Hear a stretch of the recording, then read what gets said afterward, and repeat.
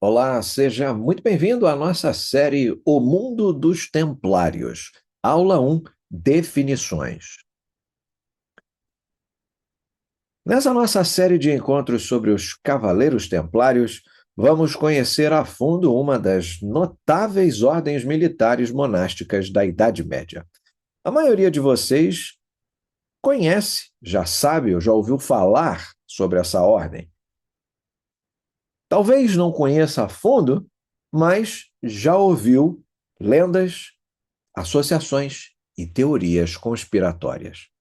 Talvez saibam que os Cavaleiros Templários surgiram como um resultado direto das Cruzadas, que eles eram uma entidade completamente nova e que eram ou monges autorizados a lutar, ou cavaleiros com status de monges, uma entidade híbrida que nunca havia existido no mundo cristão medieval antes disso.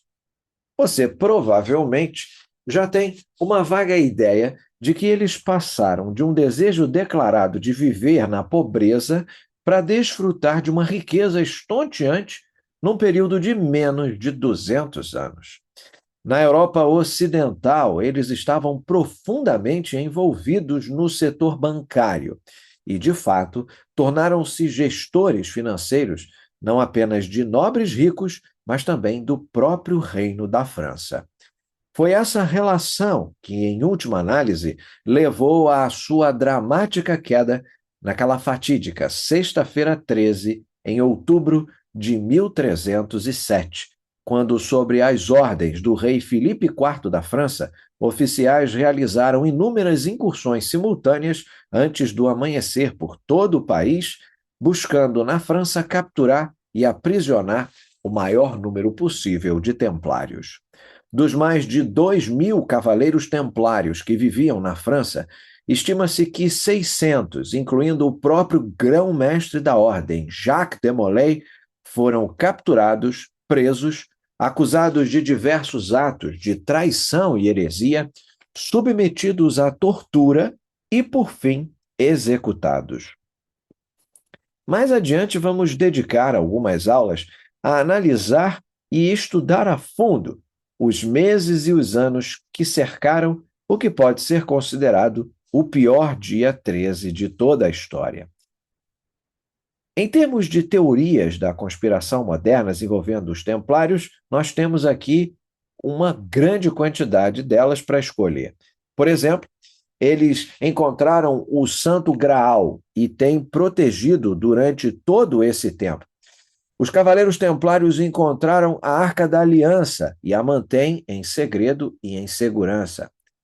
Aqueles que escaparam da perseguição do rei Filipe teriam fugido para a Escócia, onde se estabeleceram na Capela Rosslyn, a poucos quilômetros de Edimburgo. Ou então, os templários eventualmente se fundiram com a Ordem dos Maçons Livres e Aceitos, e muitos dos pais fundadores dos Estados Unidos, como George Washington, Benjamin Franklin e Paul Revere, para citar apenas alguns, eram membros da Ordem dos Maçons Livres e, portanto, também estavam ligados aos Cavaleiros Templários. Talvez você já tenha ouvido falar da Ilha Oak, localizada na costa da Nova Escócia, que há mais de 200 anos é invadida por caçadores de tesouros que acreditam que algo de enorme riqueza esteja escondido em algum lugar da ilha. Uma teoria defende que foram os templários que viajaram até lá e esconderam um tesouro de valor inestimável. Ao fazerem isso, porém, armaram inúmeras armadilhas, alguns diriam até maldições, de modo que muitas pessoas foram feridas ou mortas na tentativa de encontrar o tesouro. A menos que você tenha vivido numa caverna nas últimas 2 décadas, provavelmente já ouviu falar de um romance do escritor Dan Brown, lançado no ano de 2003 com o título O Código da Vinci. A obra ficou tão conhecida que, 3 anos depois, em 2006, fizeram um filme baseado na obra, estrelado por Tom Hanks. Nesse thriller, Dan Brown sugere que o grande tesouro, ou o segredo dos Cavaleiros Templários, não é o cálice, comumente conhecido como o Santo Graal, não é a Arca da Aliança, não é nenhuma riqueza material dessas lendas e teorias que eu acabei de enumerar. Na verdade, o tesouro é informação, mais especificamente que Jesus e Maria Madalena tiveram um filho, e informações sobre os descendentes dessa linhagem sagrada foram cuidadosamente guardados por um pequeno remanescente dos templários que ainda hoje existe. Para aqueles que estão aqui nos acompanhando, na esperança de que eu revele exatamente onde e como os templários controlam governos e bancos numa escala global hoje, lamento desapontá-los. Essas teorias de conspiração renderam e podem render bons thrillers, mas tem muito pouco, para não dizer nenhum fundamento. Por outro lado, grande parte da história real, a história de verdade desses cavaleiros, é absolutamente fascinante. E nessa aula e nas próximas 24, nós vamos explorar os fatos surpreendentes, únicos e verdadeiros, históricos, sobre os Cavaleiros Templários, que, por mais espantosos e incríveis que sejam, provavelmente contribuíram para o surgimento das muitas teorias da conspiração que cercam a ordem hoje em dia. Então vamos falar sobre os pobres soldados de Cristo e do Templo de Salomão, também conhecidos como os pobres cavaleiros de Cristo e do Templo de Salomão. Mas antes de prosseguirmos, nós precisamos abordar um pouco do contexto para entender por que essas teorias surgiram. Para isso, nós precisamos examinar o que geralmente chamamos de religiões abraâmicas, o judaísmo, o cristianismo, o islamismo, e a sua relação com a cidade de Jerusalém. Como você provavelmente sabe, essas três religiões, às vezes também chamadas de religiões dos povos do livro, reconheceram o patriarca bíblico Abraão como a origem de sua fé. Abraão viveu por volta de 1800 anos antes de Cristo, ou seja, um pouco mais de 3.300 anos atrás. A maioria dos estudiosos e teólogos identifica o momento em que Abraão fez uma aliança com Deus após estar pronto e disposto a sacrificar seu filho Isaque para provar sua fé a Javé. Mas Deus o impediu no último segundo. As pessoas reconhecem esse momento como o início da formação do judaísmo, como uma religião distinta do iauísmo. O iauísmo era uma religião politeísta encontrada em toda a região de Canaã, no antigo reino de Israel e em Judá, por volta dos séculos 12 a 11 antes de Cristo, ou seja, antes da era comum, da era atual. Na época da aliança com Abraão, o judaísmo começou a surgir como uma fé que manteve alguns dos elementos do iauísmo, como o estudo da Torá e a exigência de que os descendentes dos israelitas obedecessem às suas leis. Outro princípio central do iauísmo é a afirmação de que os israelitas são o povo escolhido de Deus. A grande mudança ocorre quando os primeiros judeus rejeitaram uma religião de panteão politeísta. Agora, segundo algumas fontes, Javé era o chefe de todos os deuses, mas outros deuses, como Baal, eram divinos, porém não tão poderosos quanto Javé. O judaísmo primitivo se distinguiu de outras religiões que existiam naquela mesma região e época pela sua forte insistência no monoteísmo. Javé não era o Deus mais poderoso, ele era o único Deus. Várias gerações depois, Moisés, descendente de Abraão, segundo a tradição bíblica, desceu do Monte Sinai trazendo os 10 mandamentos que lhes haviam sido dados por Deus. Embora a cidade de Jerusalém também fosse importante e habitada por diversos grupos religiosos diferentes há milhares de anos, foi por volta do ano 1000 a.C., durante o reinado do rei Davi, que Jerusalém se tornou especialmente sagrada para os judeus. Segundo a tradição bíblica, foi Davi quem trouxe a Arca da Aliança, que supostamente continha as tábuas de pedra que Moisés trouxera do Monte Sinai para a cidade de Jerusalém e construiu uma estrutura para abrigá-la, como a arca, guardada em um santuário interno conhecido como o Santo dos Santos. O filho do rei Davi, o rei Salomão, é considerado o construtor do primeiro templo, também conhecido como o Templo de Salomão. E o Santo dos Santos e a Arca foram transferidos para lá durante o seu reinado. Segundo a tradição, a tradição bíblica, o Templo de Salomão estava situado no Monte Moriá, mas arqueologicamente isso tem sido difícil de determinar, porque ao longo dos séculos o templo foi destruído, reconstruído como o segundo templo, que por sua vez também foi destruído. E hoje a mesquita de Al-Aqsa se ergue naquilo que muitos acreditam ser o local original do templo. Seria considerado uma profanação para arqueólogos e estudiosos começarem a escavar um local tão sagrado.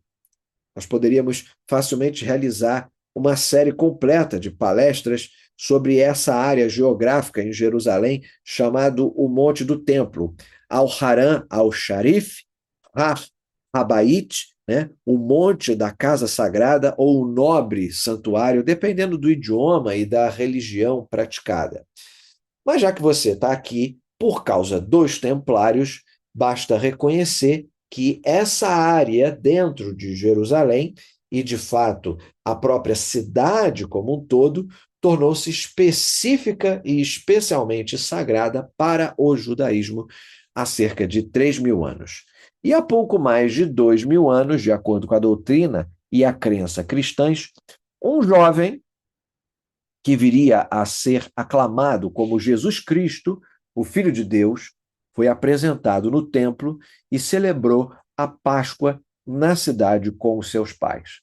Foi em Jerusalém que Jesus realizou grande parte de sua pregação, ensinamentos e milagres. Foi também em Jerusalém que ocorreram os eventos centrais do cristianismo, a crucificação e a ressurreição.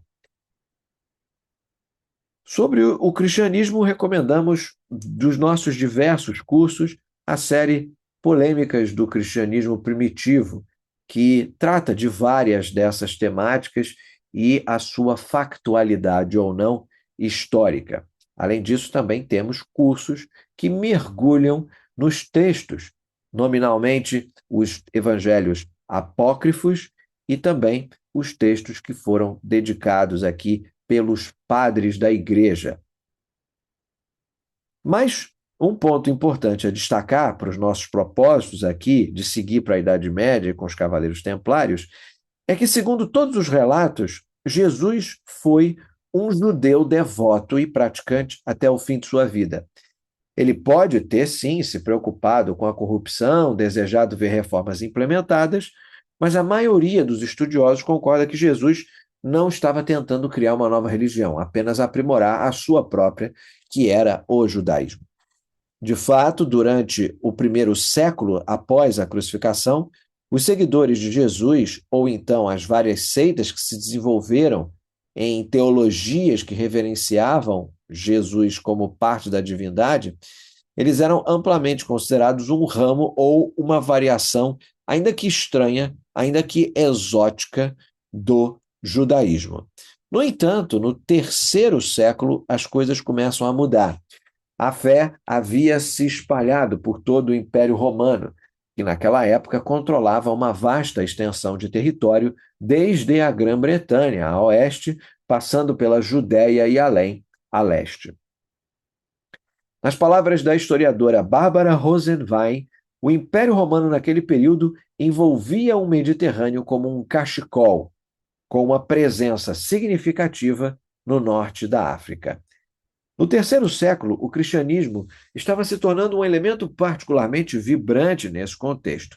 Os oficiais do Império Romano, provavelmente, consideravam os cristãos mais incômodos do que qualquer outra coisa, em parte porque eles faziam proselitismo de forma ativa, tentavam converter os outros à sua fé. Os judeus, por outro lado, não consideravam a conversão de outros uma das suas principais prioridades. Os conflitos judaicos com o Império Romano giravam principalmente em torno de território e de propriedade, e não de fé.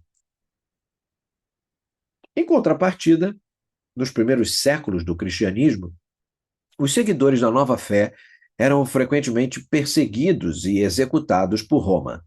Tudo isso mudou quando o imperador Constantino ascendeu ao trono no ano de 306. Ao contrário do imperador Diocleciano, que havia perseguido ativamente os cristãos pouco tempo antes, Constantino aparentemente nutria sentimentos neutros ou até mesmo positivos em relação a essa jovem fé. Em 313, ele transformou suas preferências em lei com o famoso Édito de Milão, que tornou os cristãos um grupo protegido dentro do império. Há algum debate acadêmico sobre se e quando Constantino se converteu formalmente ao cristianismo. É possível, e nós chegamos a imaginar, que em vida ele tenha praticado o cristianismo, mas só tenha sido batizado no final da vida. Há evidências significativas de que muitas de suas visões sobre o cristianismo foram influenciadas por sua mãe, né? Portanto, por Helena, que pode ter sido cristã desde o nascimento, em meados do século III. O motivo de eu fazer essa pausa ao falar a palavra cristão nesse contexto é que, claro, nós precisamos lembrar que nos primeiros séculos do cristianismo, muitas das doutrinas, das práticas e das crenças que a maioria das pessoas, né, consideraria fundamentais para a igreja cristã, ainda não estavam totalmente desenvolvidas. Durante séculos, estudiosos e teólogos debateram questões como a natureza da trindade, a doutrina da transubstanciação, o casamento, o celibato clerical, quando e a quem os sacramentos, como o batismo, a comunhão e a confissão, deveriam ser administrados. E eu nem vou entrar aqui no mérito da discussão teológica do Espírito Santo. Mas quando uma crença ou uma prática relativamente nova surgia dentro, né, do sistema religioso cristão, ainda jovem, os líderes da igreja precisavam decidir se aquilo era aceitável ou se aquilo era declarado como heresia.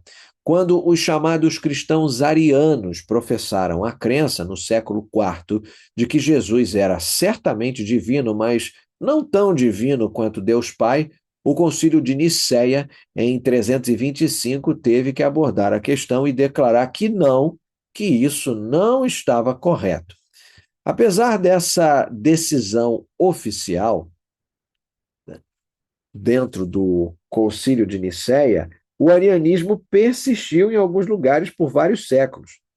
E elementos dele ainda hoje podem ser encontrados no unitarismo, quanto também nas crenças, por exemplo, das testemunhas de Jeová. Considere o caso de Pelágio, que no século V sugeriu que talvez nem todas as pessoas estivessem maculadas pelo pecado original e pela queda do Éden. Ele argumentava que, praticando boas obras, as pessoas podiam sim merecer, por que não, a entrada no céu. Pelágio também acreditava que os bebês eram inocentes, não manchados pelo pecado original desde o momento da concepção. Portanto, o batismo não era um sacramento absolutamente essencial para evitar o inferno.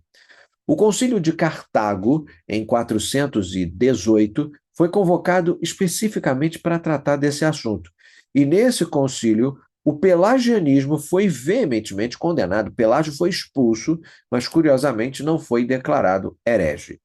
Seu sistema de crenças, no entanto, esse sim, foi considerado herético. Ninguém menos que Santo Agostinho ficou furioso por Pelágio não ter sido declarado herege, porque a posição de Agostinho e da maioria dos líderes da igreja era de que somente Deus poderia conferir a salvação aos humanos.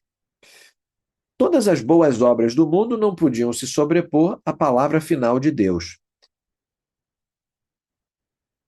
Uma pessoa morre e vai para o céu. Quando chega lá, Deus pede que ela liste todas as suas boas ações, dizendo que ela precisa acumular, digamos aí, 100 pontos, né? Tirar nota 1000, nota 10 para entrar no céu. Aí o homem vira e diz assim: olha, eu dei o dízimo à igreja durante toda a minha vida. E Deus vira para essa pessoa e diz: ótimo, 1 ponto. Olha, eu fui voluntário num refeitório, distribuindo sopão para as pessoas carentes, todos os fins de semana durante 20 pontos. Opa, durante 20 anos, desculpa. Opa, mais 2 pontos. E quando a pessoa termina de listar todas as boas obras que realizou, ela só ganhou 13 pontos. E aí Deus vai dizer: olha, não se preocupe, eu vou te dar os outros 87. Pode entrar, vem para o céu. Enfim, é aqui um pouco de exagero, mas só para entender o raciocínio. Existem inúmeros outros exemplos. Aliás, um dos meus favoritos é o de que um cachorro não pode ser considerado santo, o que significa que algumas pessoas realmente consideram um cachorro santo por algum tempo, né? Porque se precisaram afirmar que o cachorro não pode ser santo é porque muita gente acreditou. Vide aí o Alto da Compadecida, né? Mas a questão é que o cristianismo era e é, portanto, uma obra em construção. E os templários são um ótimo, se não excelente exemplo disso. Nunca houve uma ordem como a deles na história cristã, muito menos uma oficialmente sancionada pelo Papa e ao Papa subordinada diretamente. Uma outra característica singular dos templários é que eles foram vigorosamente apoiados, defendidos e promovidos por ninguém mais, ninguém menos que Bernardo de Claraval, ou Bernard de Clairvaux, que é um dos mais importantes líderes da igreja na época, um homem que teve a sua canonização até acelerada. A história dos templários demonstra de muitas maneiras como o cristianismo se desenvolvia e se transformava em resposta a certas situações e dificuldades. Mas voltando a Helena, mãe do imperador Constantino, a tradição conta que ela fez uma peregrinação a Jerusalém em algum momento do século IV e lá descobriu um fragmento da verdadeira cruz, que teria trazido consigo para casa e venerou como uma relíquia sagrada. Embora seja difícil determinar qual parte da história é verdadeira, no mínimo, ela ressalta a importância da cidade de Jerusalém como um local sagrado e demonstra que o ato de peregrinação não era incomum.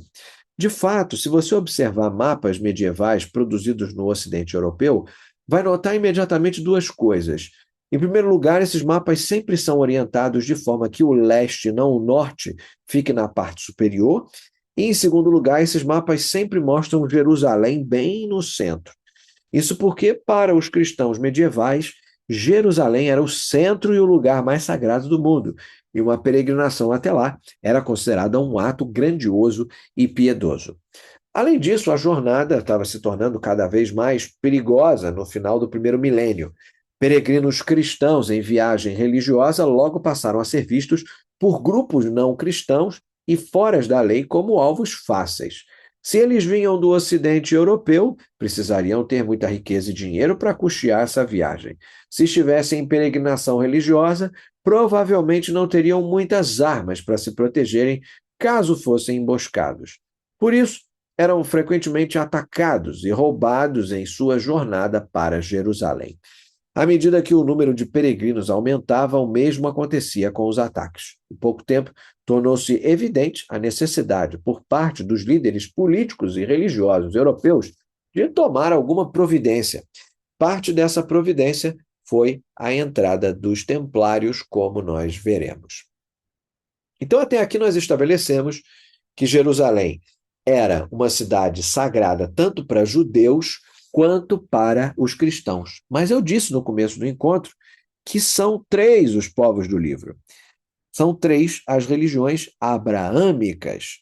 E a terceira, é claro, é o Islã, que também passou a considerar Jerusalém como a terceira cidade mais sagrada em suas tradições religiosas, depois da Meca e depois de Medina. Muitos de vocês provavelmente já sabem disso, mas eu aposto que alguns não sabem que na primeira década após o profeta Maomé, né, ter recebido as visões sagradas que levariam ao desenvolvimento da fé islâmica, os fiéis da religião muçulmana se voltavam para Jerusalém e não para Meca quando oravam. Então, uma breve visão geral do profeta Maomé, do Islã e da importância de Jerusalém. Nascido por volta de 570 na região de Meca, Maomé era membro da tribo dos Quraixitas, ou Quraysh, a mais importante e poderosa da região. Em sua juventude, ele pode ter praticado uma religião que, em alguns aspectos, era semelhante às práticas religiosas politeístas que os primeiros israelitas e grupos relacionados seguiam antes de adotarem o monoteísmo. E vão se tornar um grupo conhecido, de fato, como judeus. Em 610, no entanto, Maomé relatou ter começado a receber uma série de mensagens divinas do anjo Gabriel. Essas mensagens acabariam por compor o Alcorão, e uma das principais era a necessidade de praticar um monoteísmo absolutamente estrito. Quando Maomé começou a compartilhar essas mensagens e a instar a reformas sociais baseadas em seu conteúdo, ele conquistou um pequeno grupo de seguidores, um secto, um pequeno entourage, mas também granjeou para si inimigos políticos do mais alto escalão. Para escapar da perseguição, Maomé e seus seguidores deixaram Meca e fugiram para Medina no ano de 622. Essa jornada é chamada de Hégira e marca o início do calendário muçulmano, assim como a data estimada do nascimento de Jesus marca o início do calendário cristão.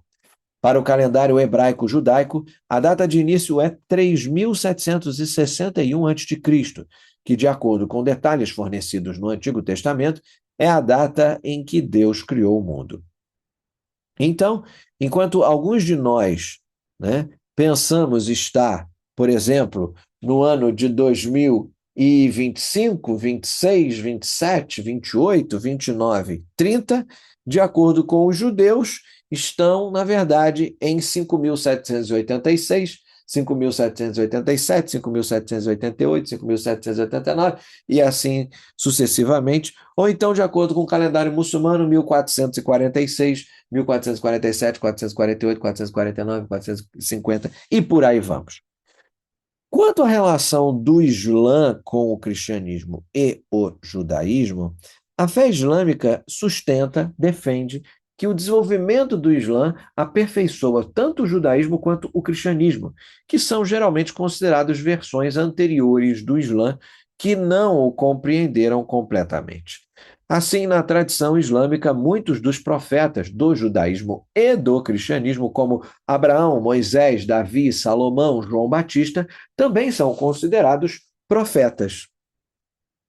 Jesus é considerado no islamismo um grande profeta, na linhagem de profetas que termina com Maomé, mas ele não é considerado divino, nem muito menos é tido como o filho de Deus.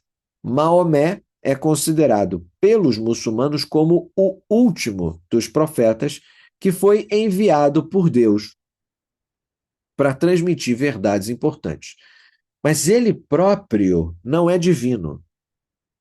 Embora alguns dos muçulmanos não, pessoas até fora da tradição islâmica, considerem erroneamente Maomé como o equivalente a Jesus para o cristianismo, isso não é correto.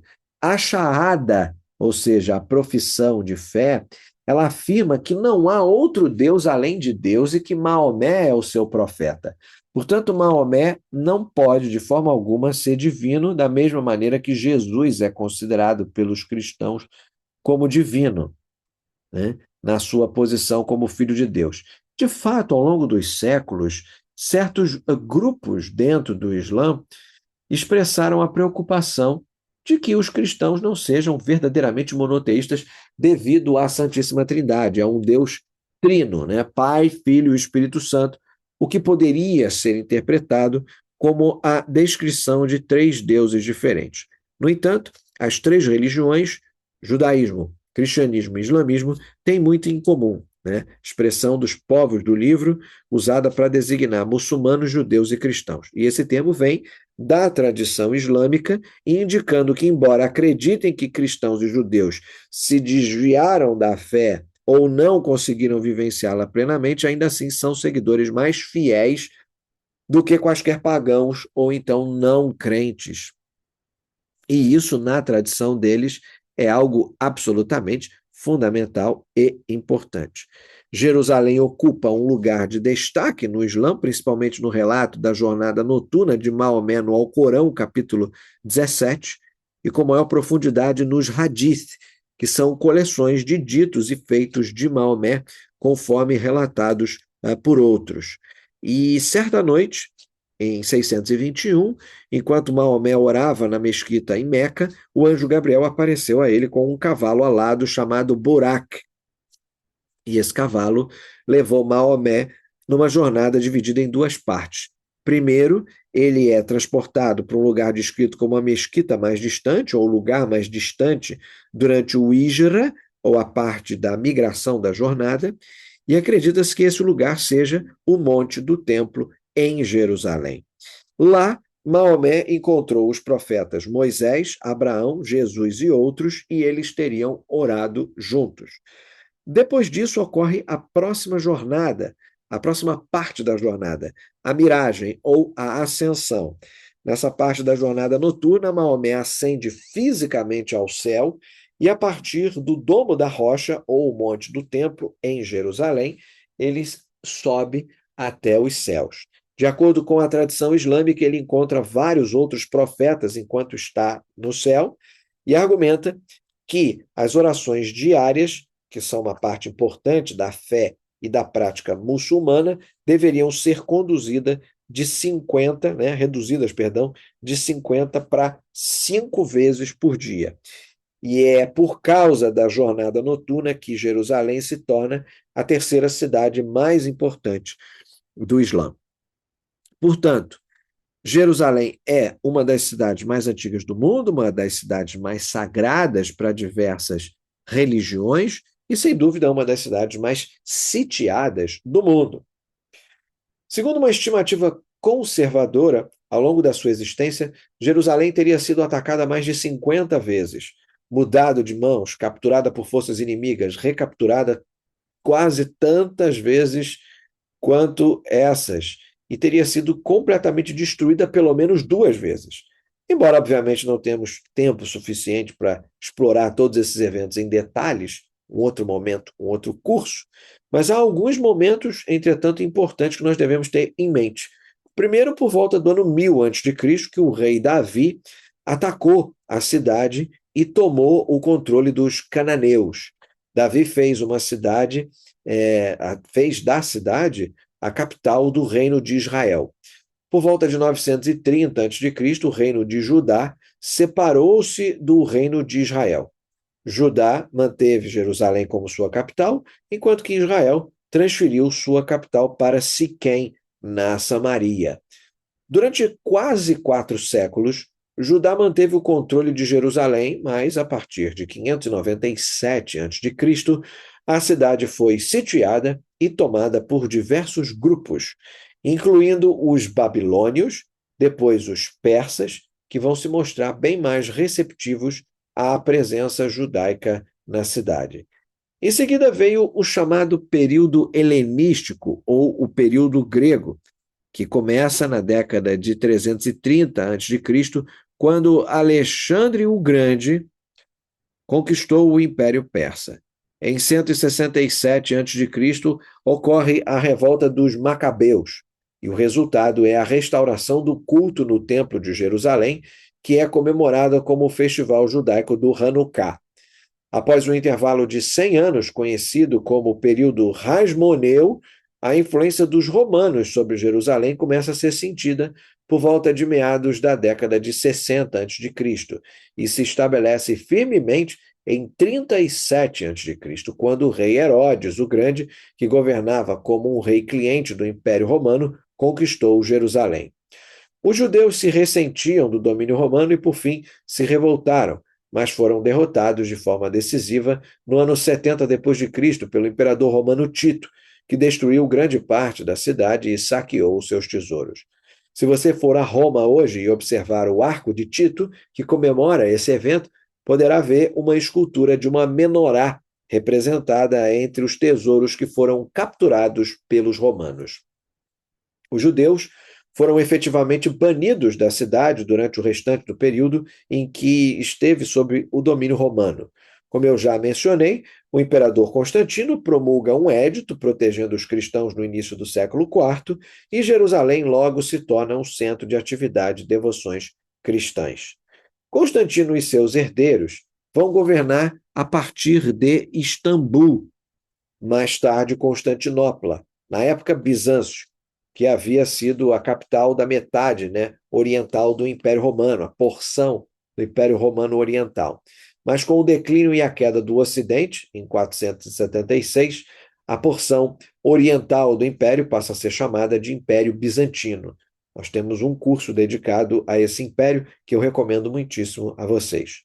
Jerusalém esteve majoritariamente sob controle bizantino até 614, quando uma força combinada de judeus e sassânidas capturou a cidade. Sassânidas persas capturaram a cidade, massacrando milhares de cristãos que lá viviam. Em 638, Jerusalém entra no seu primeiro período muçulmano. E, embora tenha havido algumas importantes mudanças de poder, Jerusalém permaneceu praticamente nas mãos dos muçulmanos até julho de 1099, quando os primeiros cruzados da Europa Ocidental conseguiram capturar a cidade para surpresa de todos, inclusive, creio eu, dos próprios cruzados. No nosso próximo encontro, nós vamos voltar a atenção para a Europa Ocidental, para o chamado inflamado do Papa Urbano II à Primeira Cruzada, a formação dos Estados Cruzados Cristãos e as condições que levaram à formação de novas ordens de cavalaria no século XII, incluindo os cavaleiros hospitalários, os cavaleiros teutônicos e os cavaleiros, claro, templários. Eu espero que você fique animado e empolgado como eu para seguir nessa jornada, para seguir de cabeça, mergulhando no mundo dos templários. Até o próximo encontro.